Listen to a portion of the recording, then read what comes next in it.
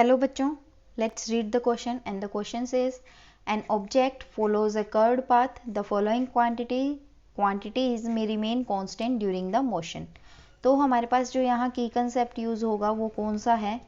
की कंसेप्ट में हमारे पास क्या यूज़ हुआ है? हमारे पास यहाँ यूज़ हुई है uniform circular motion. Uniform circular motion. और हमारे पास यूनिफॉर्म सर्कुलर मोशन की क्या डेफिनेशन है कि अगर हमारा कोई भी object when an object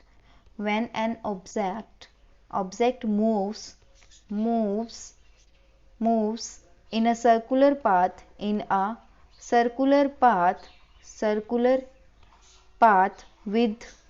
with constant speed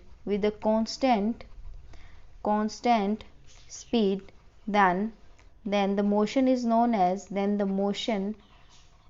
motion is uniform circular motion. तो हमारे पास ये क्या है? यूनिफॉर्म सर्कुलर मोशन की डेफिनेशन है और डेफिनेशन में क्लियरली शोन है कि हमारे पास स्पीड क्या होनी चाहिए? कांस्टेंट होनी चाहिए। तो हमारे पास फर्स्ट ऑप्शन जो करेक्ट है वो क्या हुआ कि हमारी जो स्पीड है वो क्या रहेगी? कांस्टेंट रहेगी। किससे? यूनिफॉर्म सर्कुलर मोशन में। अब जो वेलोसिटी है ये हमारे पास कांस्टेंट नहीं रहती। क्यों नहीं रहती? लेट्स अज्यूम हमारे पास एक सर्कुलर पाथ है, यूनिफॉर्म सर्कुलर पाथ। हमारा एक ऑब्जेक्ट है v, जहाँ पे ये मूव कर रहा है एंटी क्लॉकवाइज डायरेक्शन में। ओके, अगर ये एंटी क्लॉकवाइज डायरेक्शन में मूव करेगा तो हमारे पास इस पॉइंट पे इसकी जो वेलोसिटी की डायरेक्शन होगी वो इधर होगी। हम इसको एज्यूम करते हैं v1 वेक्टर। और इस पॉइंट पे हमारे पास वेलोसिटी की जो डायरेक्शन होगी वो इधर होगी। हम इसको एज्यूम करते हैं कि इसकी वेलोसिटी कितनी है? v2 vector. लेकिन हमारे पास v1 वेक्टर का मैग्नीट्यूड, वेलोसिटी का जो मैग्नीट्यूड है वो किसके इक्वल रहेगा?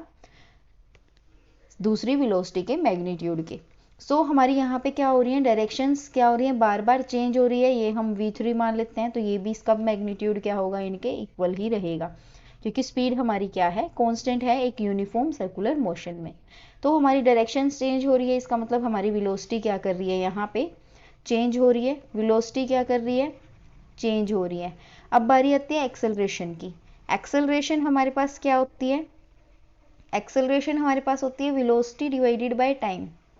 Velocity divided by time. अब हमारे पास जब वेलोसिटी चेंज हो रही है तो सिंपल सी बात है एक्सेलरेशन भी क्या होगी? चेंज होगी। तो ये कांस्टेंट, वेलोसिटी कांस्टेंट नहीं रहेगी और एक्सेलरेशन भी कांस्टेंट नहीं रहेगी। अब हमारे पास वेलोसिटी का क्या है? मैग्नीट्यूड इक्वल है, मींस मैग्नीट्यूड हमारे पास सेम है। अगर हम एक्सेलरेशन का मैग्नीट्यूड निकालेंगे तो उसमें क्या यूज होगा? वेलोसिटी का मैग्नीट्यूड। अगर वहां वेलोसिटी का मैग्नीट्यूड यूज होगा तो इसका मतलब वेलोसिटी का मैग्नीट्यूड तो हर जगह सेम है, मतलब कि स्पीड कांस्टेंट है। तो मैग्नीट्यूड ऑफ एक्सेलरेशन भी हमारा क्या रहेगा? कांस्टेंट रहेगा। सो हमारा option number A speed constant रहेगी और दूसरा ऑप्शन नंबर डी हमारा मैग्नीट्यूड ऑफ एक्सेलरेशन क्या रहेगा? Constant. Hope you understand the solution. Best of luck.